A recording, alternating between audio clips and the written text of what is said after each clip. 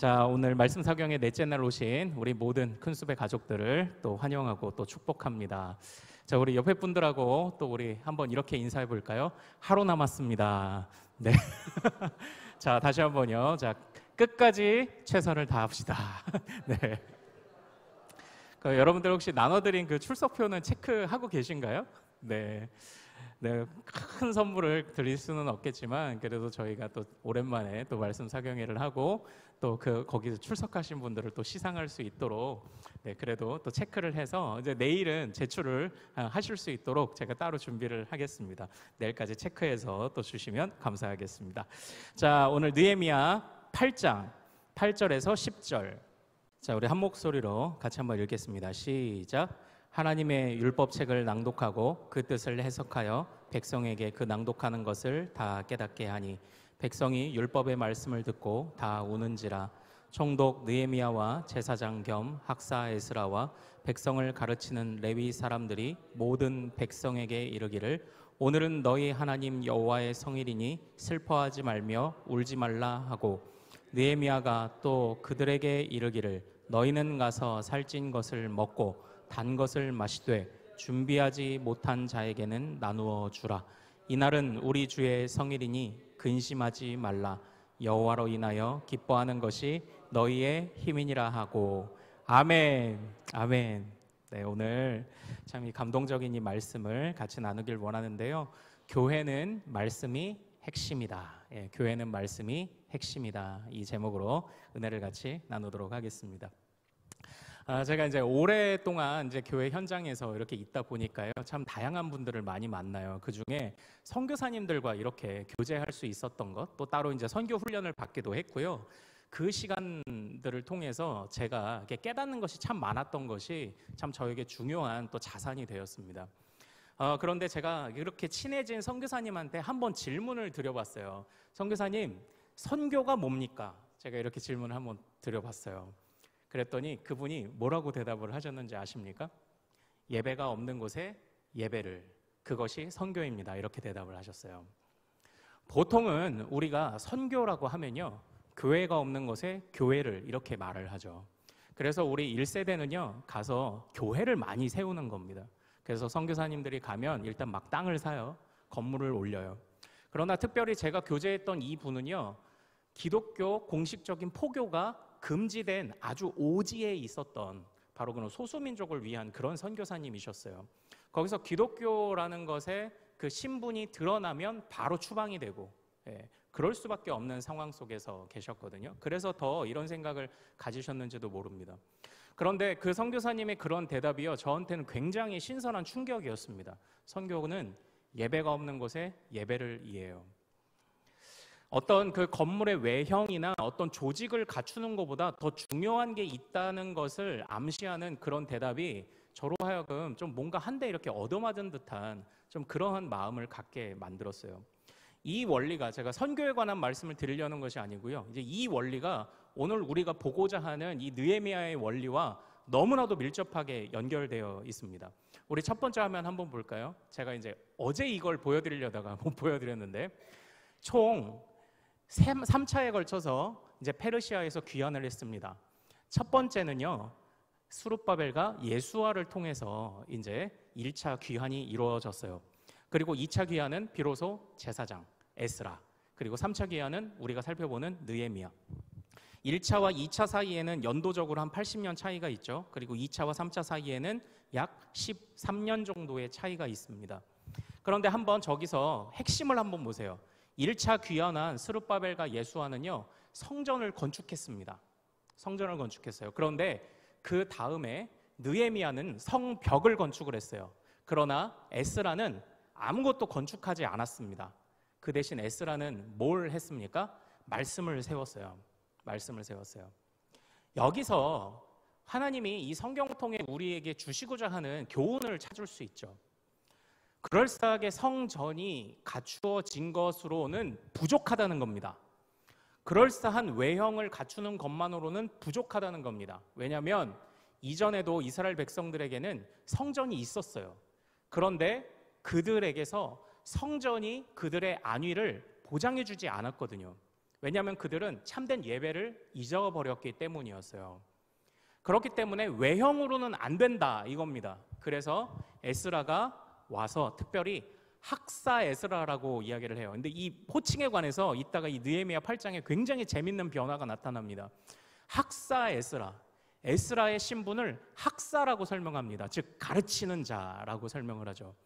그래서 이 에스라가 가르치는 자로서 다시 2차 귀환을 이루어졌을 때 그때 말씀을 세웁니다. 어떤 성전이 완공이 됐고요. 그 안에 말씀을 채움으로 비로소 어떤 우리의 그 하나님이 우리를 창조하실 때 겉에 그 외형인 진흙을 빚어 갖추어졌지만 그것만으로는 사람이라고 할 수 없죠. 주님이 호흡으로 무엇을 불어넣으셨죠? 생기를 불어넣으셔서 생명이 됐죠. 마치 그것과 같이 건물로서의 성전에 말씀을 불어넣어 그곳이 살아있는 하나님의 터가 되게 하는 것이 에스라의 역할이었어요. 그 뒤로 바로 이러한 것을 안전하게 지켜내기 위해 성벽을 느헤미야가 건축한 겁니다.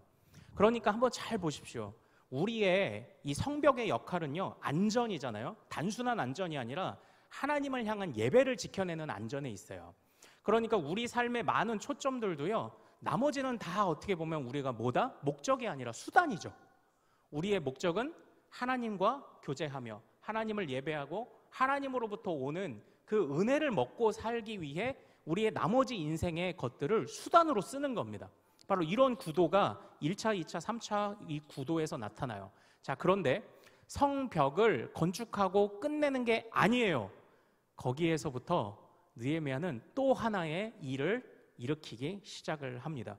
그게 뭐냐면 바로 오늘 우리가 읽었던 말씀대로 성벽이 완공된 이후에 하나님의 말씀을 선포해요. 단순하게 우리가 집을 완공하고 또는 아니면 이사 가서 단순하게 그냥 한번 예배를 드리는 어떤 그런 느낌이 아니라 그거보다 훨씬 더 깊게 말씀으로 아주 앞으로는 더 이상 말씀에서 벗어나는 일은 안 된다.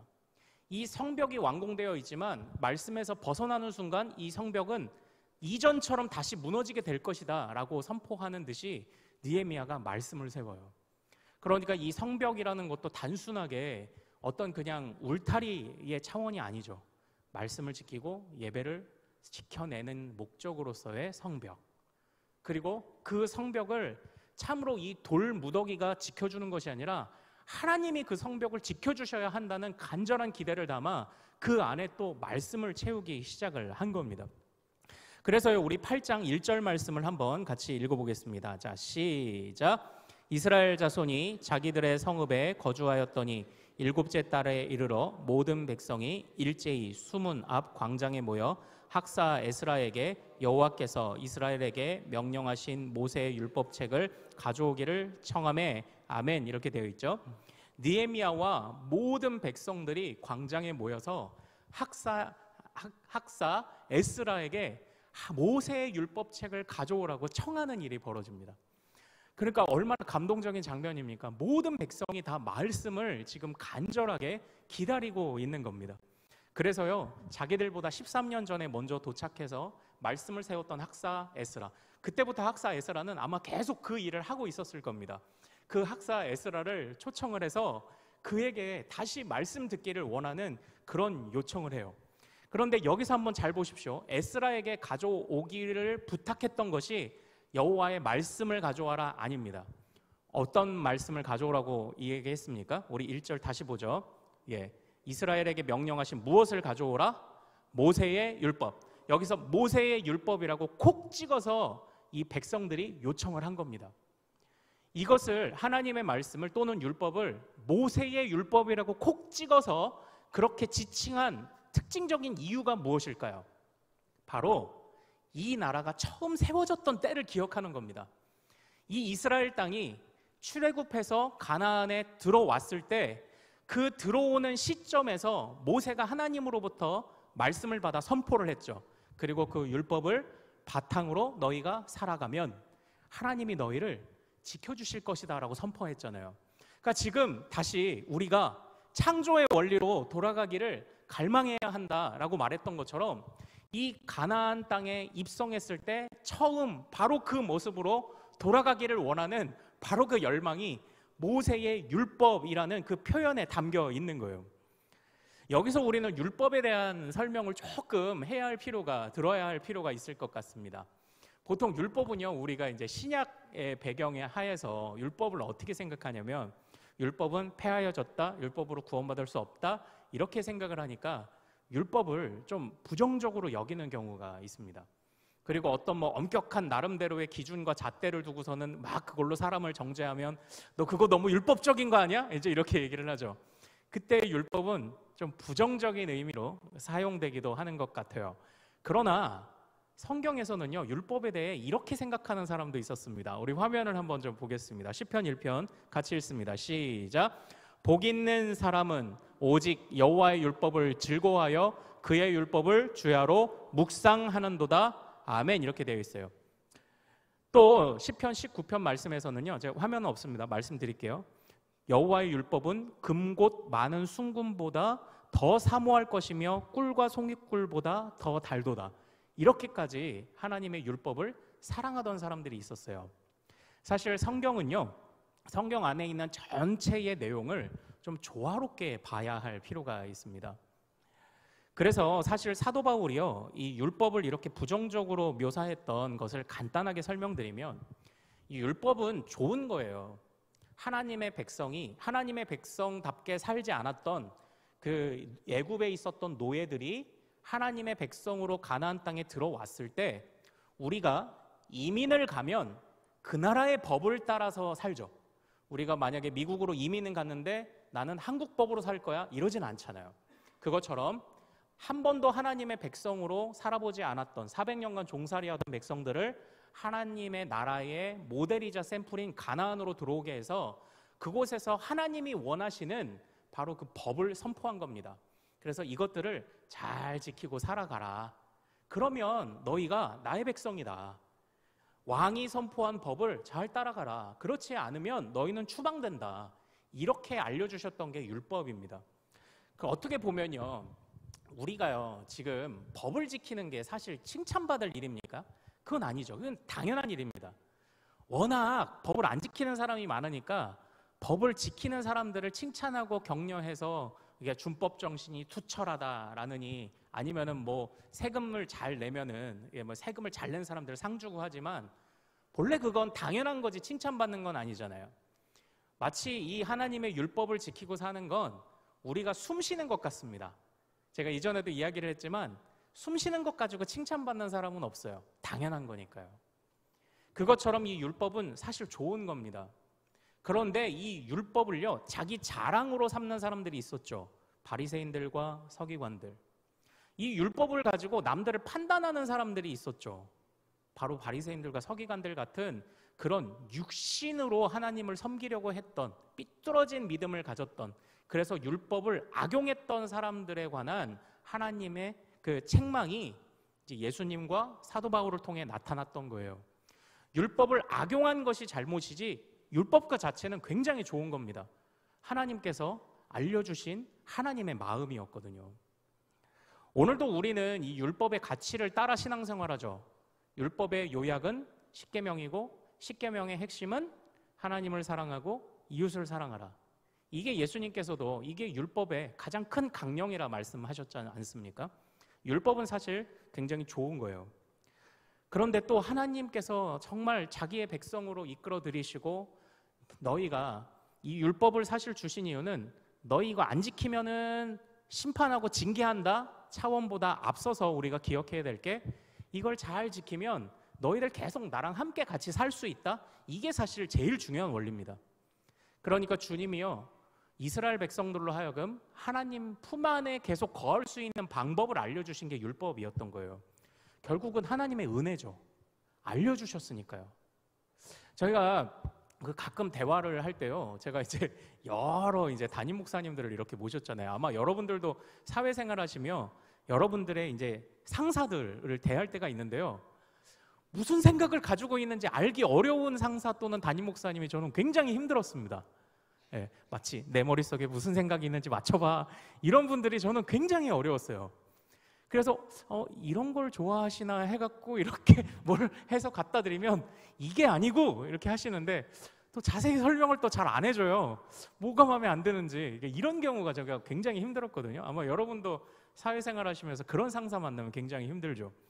그러나 주님은 자신의 머릿속에 가지고 계신 수많은 계획과 뜻을 다 알려주셨어요. 이 알려주셨다라는 게 이게 얼마나 큰 은혜인지 우리는 알아야 합니다.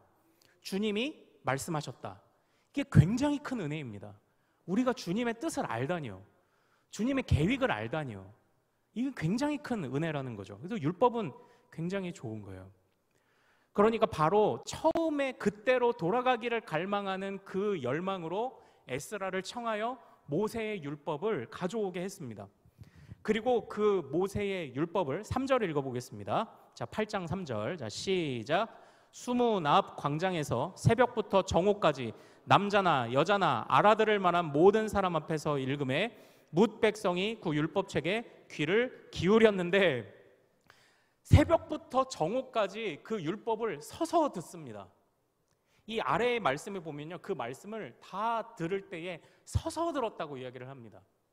왜 우리 그러잖아요. 사실 그 교장 선생님 훈화 말씀 요즘은 초등학교 때 그런 거 안 하죠.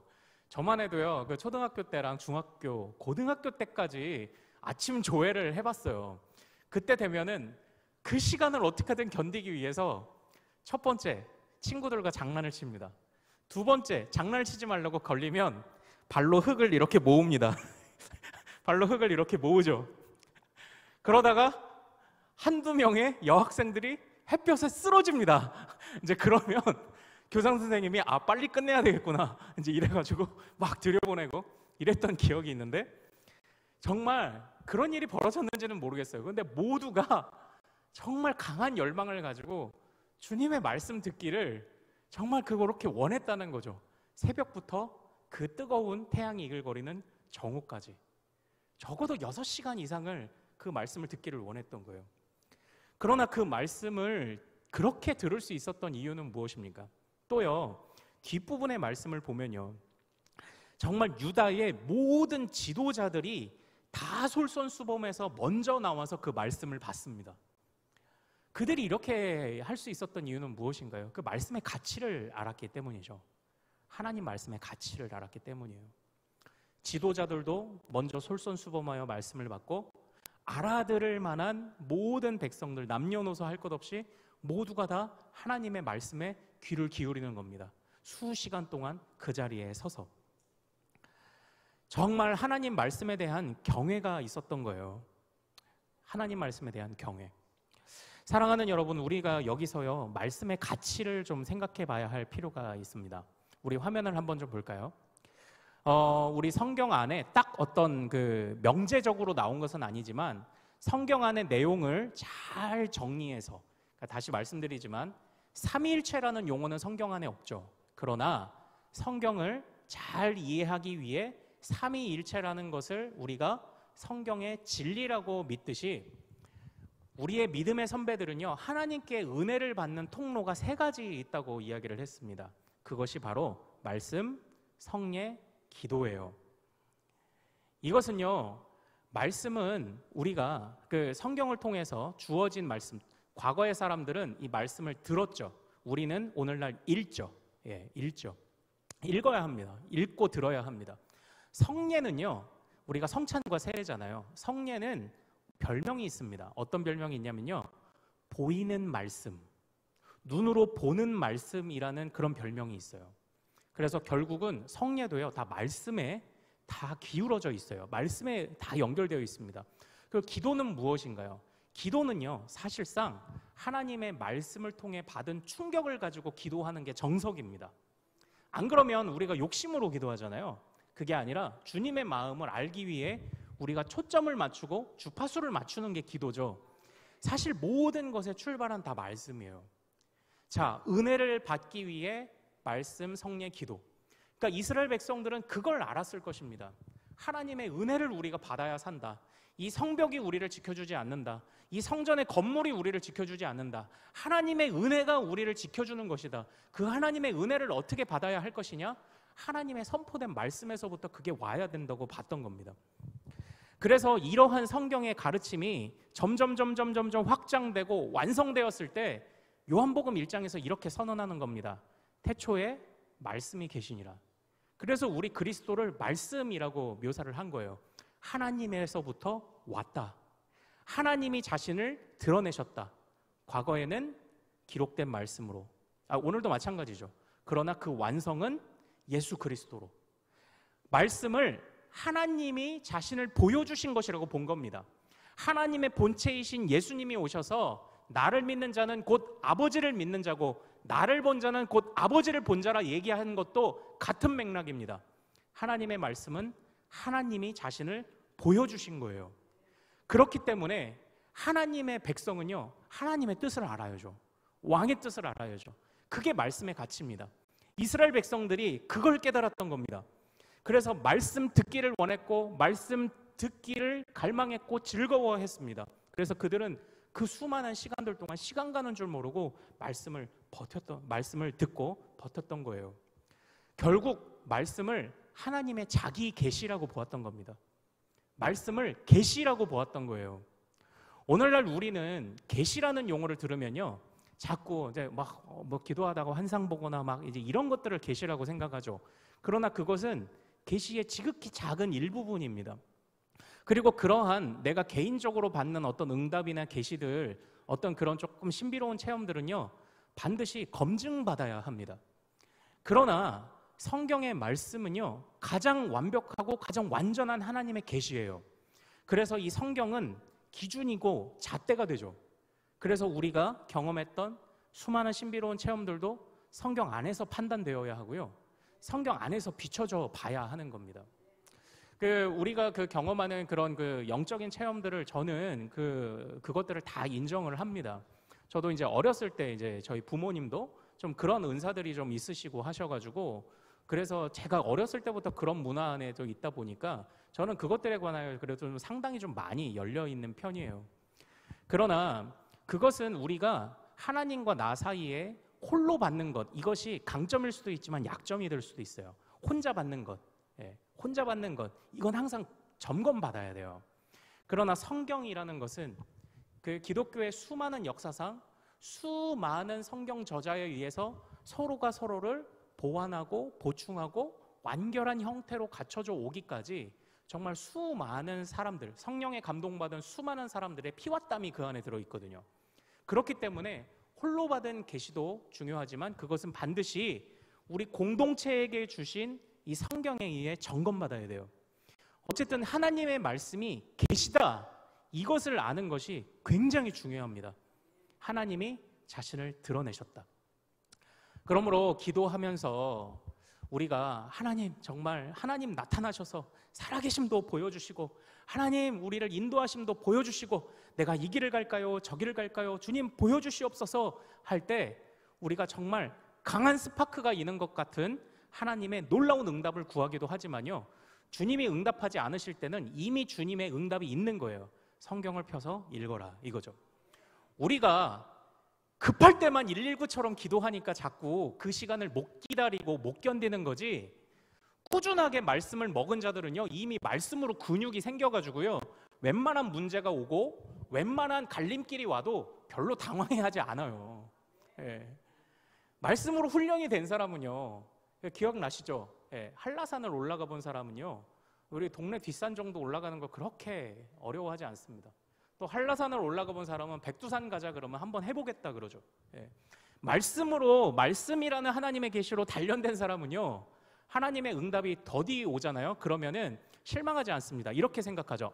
이미 알고 있는 말씀대로 나아가면 되겠구나, 그냥 이렇게 생각하죠. 절대로 조급해하지 않습니다. 말씀의 근육이 길러지는 우리 큰숲의 모든 가족들 되시기를 소망합니다. 우리가 눈에 보이지는 않아도 정말 우리의 연수가 더해져 감에 따라서요, 정말 영적으로 울그락불그락한 정말 튼튼한 영적인 말씀의 근육이 생기기를 소망합니다. 우린 그런 교회가 이제 돼야 되는 거예요. 정말요, 하나님께서 정말 그 말씀을 통해서 정말 자신을 드러내셨죠. 자신을 드러내시면 어떤 일이 벌어집니까? 자신을 드러내시면요, 그것이 9절입니다. 오늘 우리가 읽은 말씀, 자, 우리 9절 같이 읽겠습니다. 시작. 백성이 율법의 말씀을 듣고 다 우는지라. 총독 느헤미야와 제사장 겸 학사 에스라와 백성을 가르치는 레위 사람들이 모든 백성에게 이르기를 오늘은 너희 하나님 여호와의 성일이니 슬퍼하지 말며 울지 말라 하고. 아멘. 이렇게 돼 있죠. 그 말씀을 받은 사람들은 자신을 드러내시는 하나님 앞에 반드시 압도당하게 되어 있습니다. 이사야가 하나님을 환상 중에 경험하였을 때 제일 먼저 외쳤던 것이 무엇입니까? 화로다 나여 망하게 되었도다. 나처럼 입술이 더러운 자가 거룩하신 만군의 여호와를 보게 되었습니다. 처음에 그 말씀을 듣고 첫 번째 나온 반응이요, 이스라엘의 백성들의 반응도 회개였어요. 회개. 자, 제가 아까 에스라를 1절에서는 학사 에스라라고 이야기를 했다고 했잖아요. 자, 우리 2절을 가서 한번 다시 읽어봅시다. 자, 시작. 일곱째 달 초하루에 제사장 에스라가 율법책을 가지고 회중 앞 곧 남자나 여자나 알아들을 만한 모든 사람 앞에 이르러. 이렇게 돼 있죠. 1절과 2절에서 에스라에 대한 호칭이 변경되었어요. 학사 에스라에서 무슨 에스라?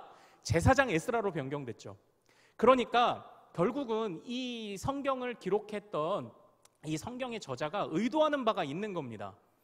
말씀을 가르치기 위해 온 에스라, 그리고 그 말씀을 선포하는 말씀을 들었을 때 제사장의 중요한 역할이 뭐예요?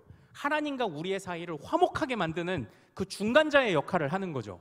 바로 그 중간자의 역할을 하는 것 아닙니까?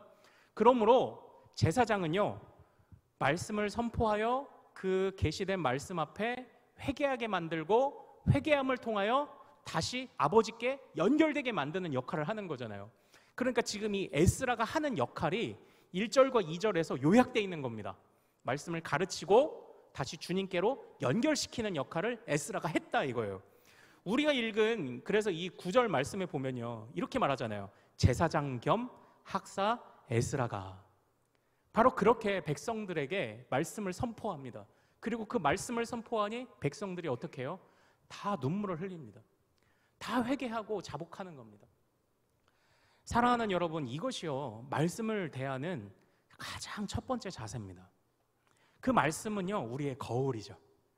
거울을 보면요, 우리가요, 우리 안에 무엇이 잘못됐는가를 보게 됩니다. 그 말씀을 통해 말씀의 거울 그 앞에서 우리가 서서 우리를 먼저 회개하는 겁니다. 자, 그리고요, 이제 그 다음에 이제 10절이 중요해요. 회개만 하게 하면 이건 말씀의 역할이 다가 아닙니다. 이건 주님이 원하시는 것이 전부가 아니에요. 우리 10절도 같이 한번 읽어보겠습니다. 시작. 느헤미야가 또 그들에게 이르기를 너희는 가서 살찐 것을 먹고 단 것을 마시되 준비하지 못한 자에게는 나누어 주라. 이날은 우리 주의 성일이니 근심하지 말라. 여호와로 인하여 기뻐하는 것이 너희의 힘이니라 하고. 정말 느헤미야가요, 정말 학사 에스라가 그리고 모든 레위인들, 즉 모든 제사장들이 눈물을 흘리는 백성들 앞에서 9절 하반절과 10절 같이 선포합니다. 슬퍼하지 말며 울지 말라. 오늘은 하나님이 너희를 깨끗하게 하시는 여호와의 무슨 날이다? 성일이라. 그러므로 슬퍼하는 것으로 끝내지 말고 너희가 구원받았음을, 새롭게 되었음을 가서 기뻐하라. 제가 이런 말씀을 드린 적이 있죠. 구약의 제사 중에 유일하게 제물을 함께 제사 드리는 자가 먹는 제사가 있습니다. 그게 뭐라고 했죠? 무슨 제사죠? 주님과 우리가 가까워졌다. 화목제입니다. 화목제요. 화목제는요, 파티예요. 주님과 우리가 다시 만났다. 이 만남을 기뻐하는 파티입니다. 화목제는. 그래서 모든 레위인과 모든 리더들이 눈물 흘리는 백성들에게 그만 울어라. 그리고 기뻐해라. 오늘은 여호와를 너희가 다시 만나고 깨달은 성일이다. 그러므로 가서 기뻐하고 즐거워하고 함께 만찬을 즐겨라. 이렇게 선언을 한 겁니다. 회개 이후에 해방의 기쁨까지 와야 그게 진짜 기쁨이죠. 회개는 분명 우리를 어렵게 만드는 것이 사실입니다. 우리의 마음을 아프게 만드는 게 사실이에요. 그러나 그 이후에 회개만이 아니라 주님이 원하시는 구원까지, 구원을 위한 회개를 우리에게 요구하시는 거죠. 그러니까 하나님의 그 구원이 선포되니까 성경이 그렇게 말하고 있는 것이 아닙니까? 여호와를 기뻐해라. 그것이 너희의 무엇이다? 힘이니라. 이렇게 선포하고 있는 거잖아요. 사실은 이제 조금 벗어나서 제가요, 여러분들에게 청빙 설교를 하고 올 때 사실 이 본문을 하려고 그랬어요. 울지 말라, 오늘은 여호와의 성일이라. 내가 이 말씀을 준비하고 한동안 이렇게 기도를 하고 있는데 제가 저희 아내한테 얘기를 했거든요. 그랬더니 담임되건 해, 담임되면 해 이래가지고 제가 그때 믿음은 약속을 먹고 자란다로 이렇게 좀 노멀하게 그걸로 바꿨어요. 예. 담임되면 해. 사랑하는 여러분, 어쨌든 우리의 매일의 예배가요, 바로 이러한 날이기를 원해요. 매일이 그냥 반복적으로 찾아오는 그런 주일이기를 원하지 않아요. 말씀을 듣고 깨닫고 또 그 말씀 속에서 주님의 신실한 약속을 깨닫고 다시 한번 해보겠다는 그런 결단들이 일어나고 주님의 그 구원을 기뻐하는 매 주일이 오늘은 여호와의 성일이니 그 성일이 되기를 소망합니다. 그래서요, 거기서 힘을 얻고 우리가 세상에 나가는 거죠. 주여, 나 또 한 번 힘을 얻고 나아갑니다. 주여, 나와 함께하옵소서, 동행하옵소서, 이거예요. 근데 한번 잘 보십시오. 말씀을 듣고 회개합니다. 그리고 회개 이후에 해방의 기쁨까지 오죠. 이게 기독교가 다른 종교와 다른 점입니다. 제가요, 불교에 정말 심취해 계신, 젊어서부터 청년 불교 회장까지 하시고 이런 분을 한 분 아르바이트 하다 알게 됐어가지고 이전에 학생 때 한번 여쭤봤던 게 있어요. 절에 가면 뭐가 그렇게 좋으세요? 그랬더니요, 일단 저 산 위에 있는 절에 올라가는 길부터 좋대요. 봄이면 물이 녹아 흐르는 소리를 듣고, 여름이면 따사로운 햇살 아래에 그래도 드리운 나무가지 사이로 비치는 그늘에 감사하고 이러는 거예요. 제가 그때 느꼈어요. 불교가 산에 있음으로 인해 이득을 보는 것이 있더라고요. 산을 걸어가는 순간부터 약간 내 마음에 정화가 일어난 것 같은 느낌을 받는답니다. 그러니까 산을 이렇게 올라가면서요, 그래, 내가 이렇게 자연만 있어도 내가 마음의 평안을 얻는데 저 속세에서 내가 아웅다웅하며 살았구나, 이제 이러면서 올라가는 길에서부터 이렇게 마음에 이렇게 평안을 얻는다고 해요. 좀 정화되는 느낌을 받는다고 합니다. 그리고요, 불교에 딱 들어가면 처음 만나는 곳이 뭐냐면요, 처음에 가면 불교의 대웅전이 바로 있지 않습니다. 앞에 뭔가 문이 하나 있죠. 항상 첫 관문, 거기 보면 이렇게 하고 있는 무서운 4명의 조각상을 만나게 됩니다. 이게 사천왕이죠. 사천왕을 보면 그들은 지옥에서 죄인들을 심판하는 형상을 가지고 있습니다. 그 뒤에 걸려있는 많은 그 불교의, 이렇게 표현하면 어떨지 모르지만 제가 불화 보는 것을 좀 즐겨 봅니다. 그래서 국립중앙박물관에 1년에 한 차례씩 그 예산 수덕사인가요? 수덕사에 있는 높이 한 4m 되는 괴불 전시가 열리면 제가 항상 그걸 보러 갔었거든요. 거기에 가면 불교가 쓰는 전략이 거기에 다 들어가 있어요. 압도되게 만들어요. 일단 조각상과 그림이나 그런 자체에 압도되게 만듭니다. 그래서 불교 믿으시는 분들을 보면 산을 걸어 올라가며, 그래, 이 광활한 자연의 한낮 미물과 같은 내가 너무 속세에 아웅다웅하며 살았지라는 생각을 갖게 만들고요, 무서운 나한상을 보며 죄짓지 말아야지 하는 생각을 갖게 하고요, 자비로운 그 부처의 미소를 보며 내 마음이 구원되고 열반에 이른 것 같은 그런 마음을 얻는데요. 그러나 저는 그 이야기를 다 들으며 고개를 끄덕이기도 했지만 속으로 이렇게 생각해줘. 그거 느낌인데. 그렇죠? 느낌이죠. 확실한 길은 아니죠. 몇 번 108배를 해야 구원받을까요? 착한 일을 몇 개쯤 해야 구원받을까요? 주님께서도요, 우리에게 이 자연을 허락하셨습니다. 자연 속에서요, 천둥 번개를 치다가 정말 그때에 회개한 우리 믿음의 선배들도 많이 있고요, 그 압도되는 광활한 우주를 보며 어떤 사람은 세상에서 가장 멀리 있는 별을 관찰하기 위해 세상에서 가장 큰 망원경을 만들었는데 그 망원경으로 그 별을 보는 순간 깜짝 놀라 뒤집어졌죠. 왜냐하면 그 별 너머에 더 무수히 많은 별들을 발견했기 때문이죠. 그러면 더 큰 망원경이 또 필요해요. 광활한 우주 앞에서 압도감을 느끼는 때가 분명히 있습니다. 그래서 이걸 일반 계시라고 해요. 그러나 일반 계시의 특징이 있습니다. 그건 사람의 어떤 그 하나님을 어렴풋이 알게 하는 정도밖에는 일반 계시가 할 수 없다고 우리 믿음의 선배들이 고백했어요. 그렇다면 일반 계시를 뛰어넘어 하나님을 정확히 알려주는 특별한 계시가 있다고 우리 믿음의 선배들이 고백했습니다. 그 특별한 계시가 뭘까요? 바로 우리에게 주어진 성경입니다. 바로 그 말씀이에요. 성경은 세상이 알려주지 못하는 구원의 길을 알려준다. 이게 우리 믿음의 선배들의 고백이었어요.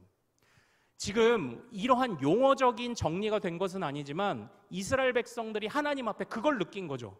여호와의 말씀을 통하여 회개하고, 단순하게 자연에 압도당하고 끝나는 게 아니라 여호와의 말씀을 통하여 내가 나 자신의 허물을 깨닫고, 그리고 그 말씀을 통하여 주님을 바라보는 겁니다.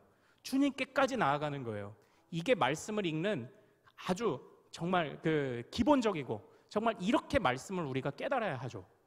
말씀을 어떤 우리 인생 앞날에 점괘를 치듯 나에게 필요한 말씀, 아니면 나에게 길이 되는 말씀, 지금 나에게 필요한 말씀, 이게 아니라 모든 말씀이 다 나에게 다 주님을 깨닫게 하는 말씀이다.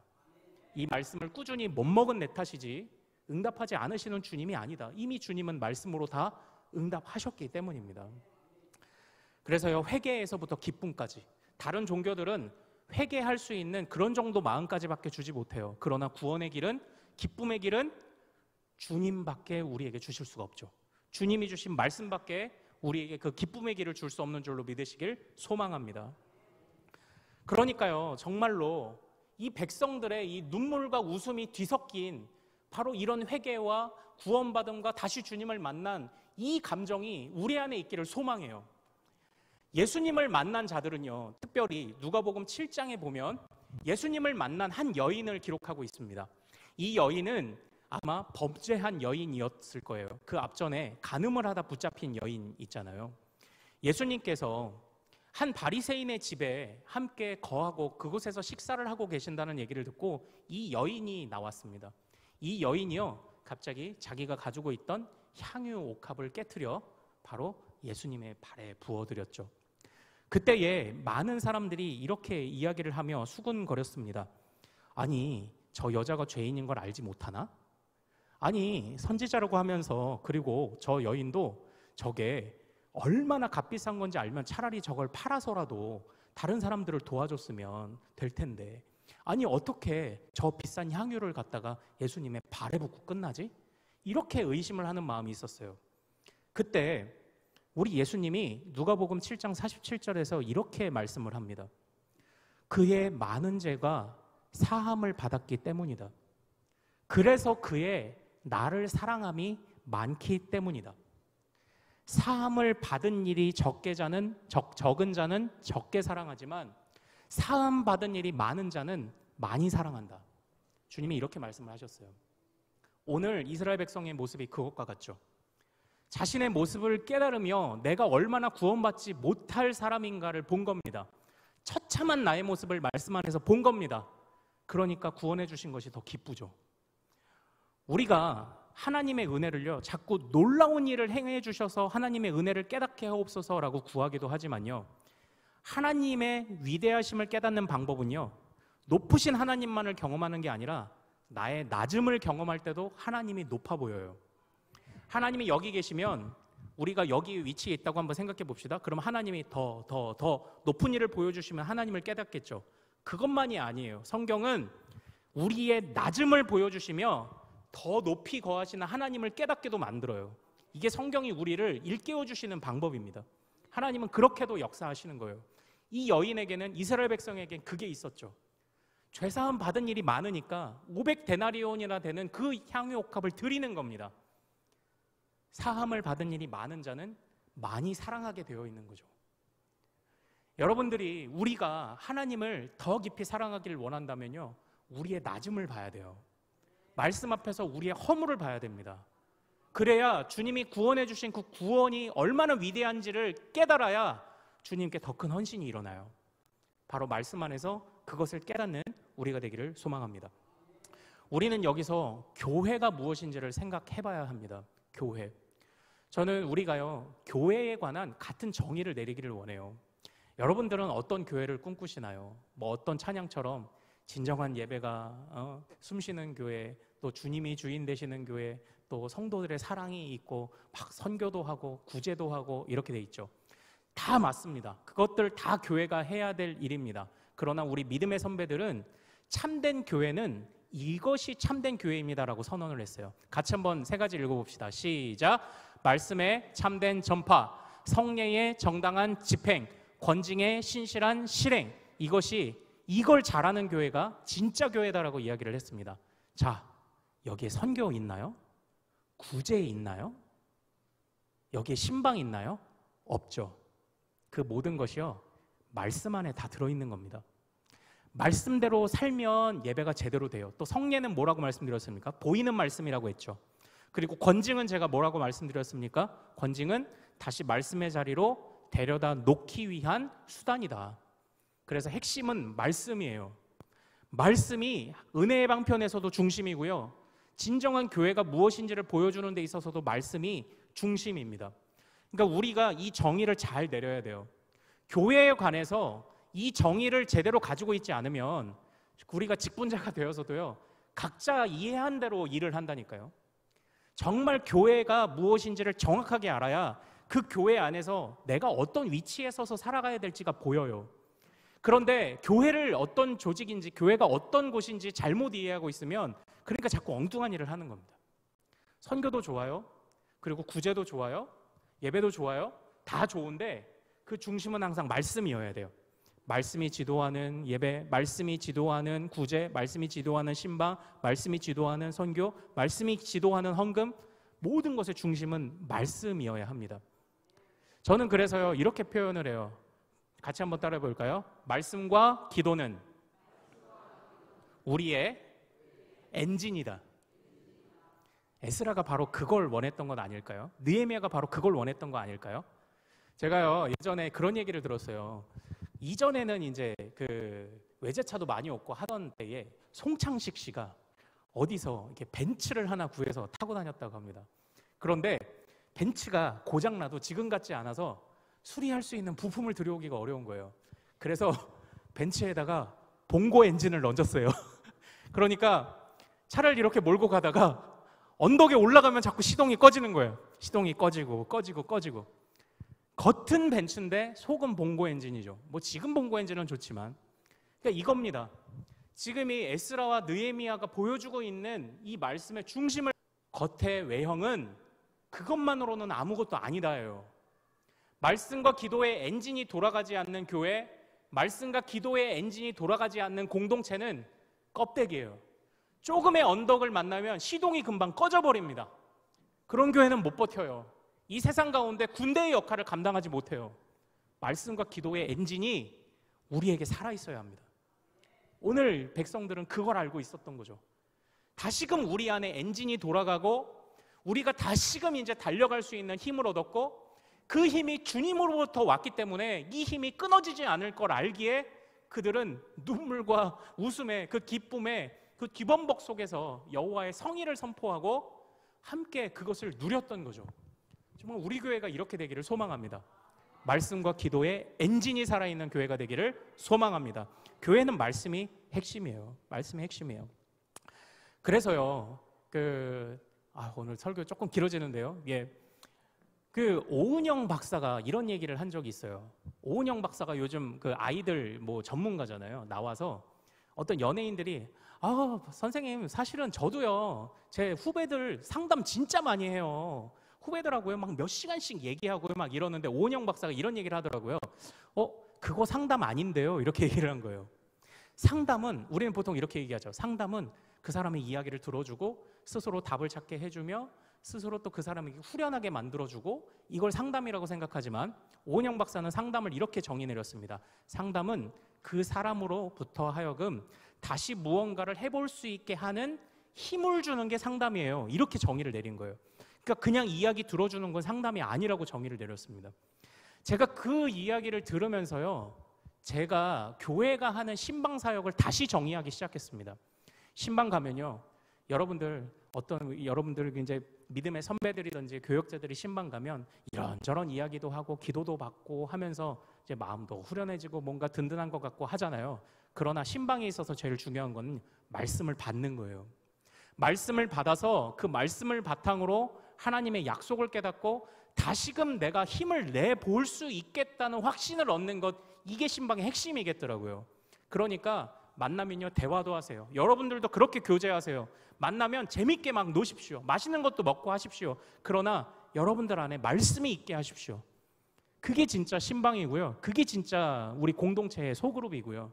그게 진짜 우리의 모임이 되어야 합니다. 말씀을 통해 다시 한번 해볼 수 있겠다는 힘을 얻어야 된다.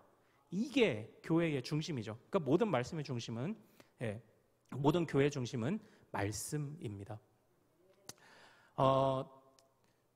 말씀의 해석, 그 다음에 나왔던 그 말씀의 해석, 이 부분은 제가 나중에 조금 좀 설명을 드릴 텐데요. 우리 마지막 화면 좀 한번 보고, 요거 보고 이제 오늘 말씀 마치죠. 자, 보이시나요? 제가 읽어드릴게요. 자, 우사인 볼트가요, 대구에 와서 경기를 한 적이 있었어요. 근데 우사인 볼트가 100m를 9.58초에 뛰었답니다. 그런데 여러분들 놀라지 마세요. 하마가, 등치가 엄청 크잖아요. 100m를 8초에 뛴대요. 그러니까 여러분들이 혹시 어디 아프리카 여행 갔는데 하마를 만났다, 쫓아온다, 그럼 조용히 기도를 하십시오.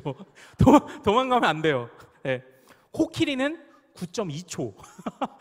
제가 봤던 웃긴 영상 중에 어떤 사람이 오토바이를 타고 가다가 코끼리가 뛰어오는 걸 만났는데 너무 당황이 되니까 오토바이를 버리고 뒤로 뛰어서 도망가는 거예요.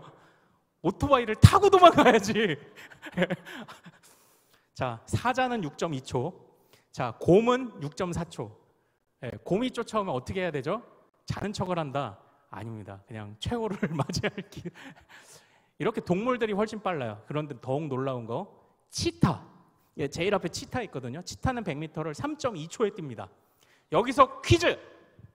100m를 9.58초에 뛰는 우사인 볼트와 100m를 3.2초에 뛰는 치타가 대결하면 100m 시합에 누가 이길까요?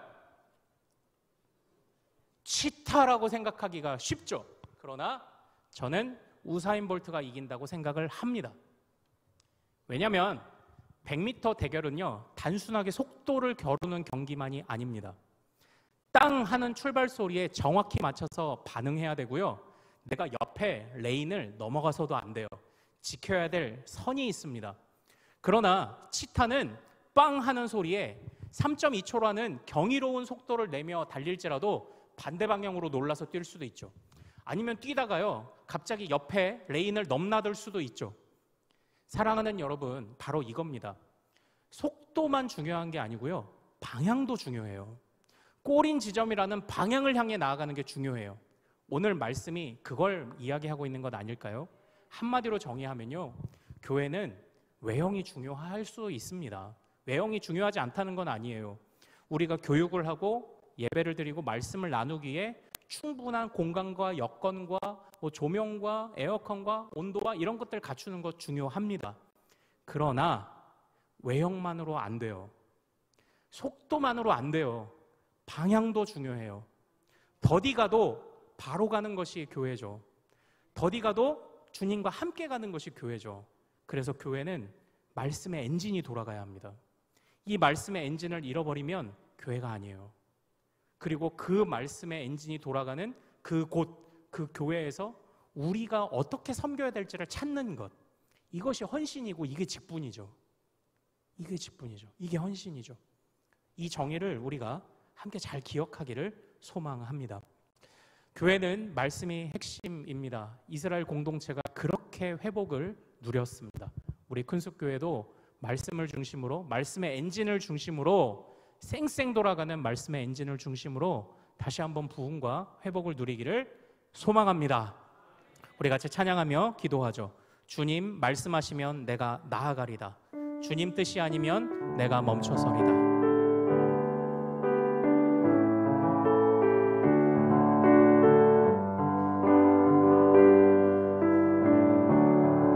주님 말씀하시면, 주님 말씀하시면 내가 나아가리다. 주님 뜻이 아니면 내가 멈춰서리다. 나의 가고 서는 것 주님 뜻에 있으니 오 주님 나를 이끄소서. 다시 한번 주님 말씀하시면 주님 말씀하시면 내가 나가리다. 주님 뜻이 아니면 내가 멈춰서리다. 나의 가고 서는 것 주님 뜻에 있으니 오 주님 나를 이끌소서. 뜻하신 그곳에 나 있기 원합니다.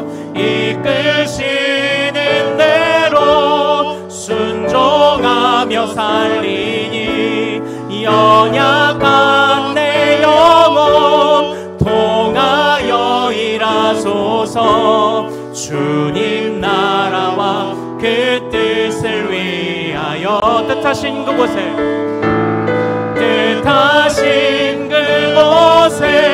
나 있기 원합니다.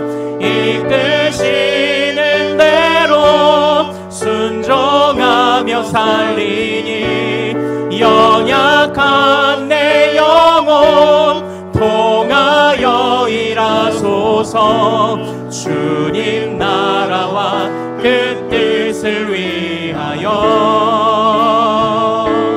오 주님 나를 이끄소서. 오 주님 나를 이끄소서.